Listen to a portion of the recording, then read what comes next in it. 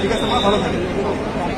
একসময় হজরত শাহজালাল আন্তর্জাতিক বিমানবন্দর ছিল প্রবাসীদের জন্য এক বিভীষিকাময় প্রবেশদ্বার। সব অনিয়মের বিরুদ্ধে অভিযোগ জানানোর কোনো কার্যকর প্ল্যাটফর্ম ছিল না, উল্টো বেড়ে যেত হয়রানি।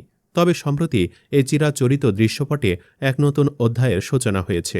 নবনিযুক্ত ম্যাজিস্ট্রেট নওশাদ খানের সাহসী ও ব্যতিক্রমী পদক্ষেপগুলো বিমানবন্দরের এই পুরনো সমস্যাগুলো সমাধানে আশার আলো দেখাচ্ছে, যা প্রবাসীদের মনে দীর্ঘদিনের হারানো আস্থা ফিরিয়ে আনছে।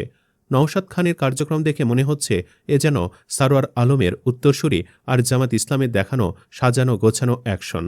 ম্যাজিস্ট্রেট নওশাদ খান দায়িত্ব নেওয়ার পর প্রচলিত দাপ্তরিক প্রথা ভেঙে সরাসরি মাঠে নেমেছেন। তার হাতে কোনো অলৌকিক শক্তি নেই, আছে কেবল সততা, দৃঢ় সংকল্প এবং অন্যায়ের বিরুদ্ধে তাৎক্ষণিক ব্যবস্থা নেওয়ার অদম্য সাহস। তার সবচেয়ে উল্লেখযোগ্য পদক্ষেপগুলোর মধ্যে একটি হল লাগেজ ব্যবস্থাপনার বৈপ্লবিক পরিবর্তন। লাগেজ চুরি বা কেটে ফেলার মতো ঘটনা এখন প্রায় শূন্যের কোটায় নেমে এসেছে। নওশাদ খান উপলব্ধি করেছিলেন যে প্রযুক্তি ছাড়া এই সুসংগঠিত অপরাধী চক্রকে দমন করা কঠিন। তাই বিমান বাংলাদেশ এয়ারলাইন্সের সহযোগিতায় তিনি লাগেজ লোড আনলোড কর্মীদের জন্য বডি ক্যামেরা বাধ্যতামূলক করেছেন। উন্নত বিশ্বের নিরাপত্তা কর্মীদের মতো ডিউটি শুরুর আগে কর্মীদের ভালোভাবে তল্লাশি করে ক্যামেরা পরানো হয়। লাগেজ বিমান থেকে নামানো থেকে শুরু করে বেল্টে পৌঁছানো পর্যন্ত প্রতিটি মুহূর্ত এখন ক্যামেরা বন্দী হচ্ছে। এর ফলস্বরূপ চোরেরা এখন আর লুকানোর কোনো সুযোগ পাচ্ছে না, হাত বাড়ালেই তারা ক্যামেরায় ধরা পড়ছে। এছাড়া বিমানবন্দরের অভ্যন্তরীণ দোকানগুলোর উচ্চমূল্যের দৌরাত্ম্য কমাতেও তিনি কঠোর হয়েছেন। সামাজিক যোগাযোগ মাধ্যমে ভাইরাল হওয়া ভিডিওগুলোতে দেখা যাচ্ছে তিনি নিজে সাধারণ ক্রেতার ছদ্মবেশে বা সরাসরি উপস্থিত হয়ে পণ্যের দাম যাচাই করছেন। অতিরিক্ত মূল্য রাখার প্রমাণ পাওয়ায় দুটি দোকানকে তাৎক্ষণিকভাবে 40,000 টাকা জরিমানা করা হয়েছে। এই জরিমানার আর্থিক পরিমাণ হয়তো বিশাল নয়, কিন্তু এর মাধ্যমে একটি শক্তিশালী বার্তা দেওয়া হয়েছে। অনিয়মকারী যে হোক না কেন তাকে শাস্তির মুখোমুখি হতেই হবে। পূর্বে যেখানে কেবল দেখছি বা দেখব বলা হতো, এখন অভিযোগের আগেই প্রতিকার নিশ্চিত হচ্ছে। দালাল চক্রের বিরুদ্ধেও তিনি যুদ্ধ ঘোষণা করেছেন।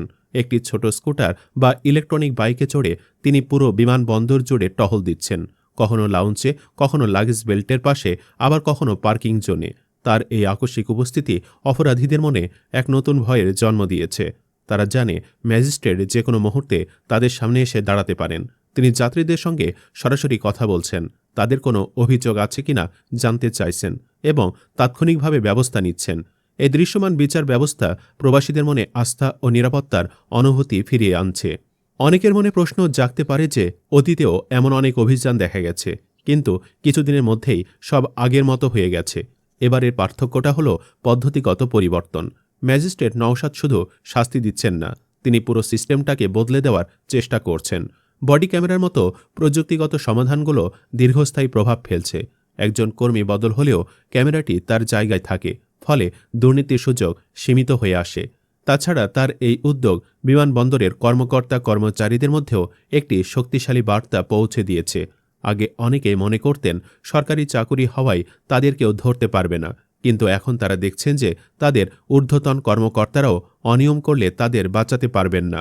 এই শাস্তির ভীতি বিমানবন্দরের মতো গুরুত্বপূর্ণ একটি জায়গায় শৃঙ্খলা ফিরিয়ে আনার জন্য অত্যন্ত জরুরি ছিল। সামাজিক যোগাযোগ মাধ্যমে এখন প্রবাসীদের আনন্দের বহিঃপ্রকাশ চোখে পড়ে। তারা বলছেন, দীর্ঘকাল পর মনে হচ্ছে দেশে তাদের অভিভাবক আছে। কেউ কেউ লিখছেন, যদি প্রতিটি সেক্টরে একজন করে নওশাদ খান থাকতেন তাহলে হয়তো পুরো দেশই বদলে যেত। তবে এই পথে চ্যালেঞ্জ কম নয়। যেসব শক্তিশালী সিন্ডিকেট ভেঙে দেওয়া হচ্ছে তারা নিশ্চয়ই নীরব থাকবে না। তারা নওশাদ খানকে হয়রানি করতে, তার কাজে বাধা দিতে বা তাকে বদলি করার চেষ্টা করতে পারে। প্রশাসনের উচিত তাকে পূর্ণ সহযোগিতা ও নিরাপত্তা দেওয়া। পাশাপাশি আমাদের সাধারণ জনগণেরও দায়িত্ব রয়েছে নিয়ম মেনে চলা, যেখানে সেখানে ময়লা না ফেলা এবং অনিয়ম দেখলে সঠিক কর্তৃপক্ষের কাছে অভিযোগ জানানো। আমাদের সম্মিলিত প্রচেষ্টায় তার এই মহৎ উদ্যোগকে সফল করতে পারে।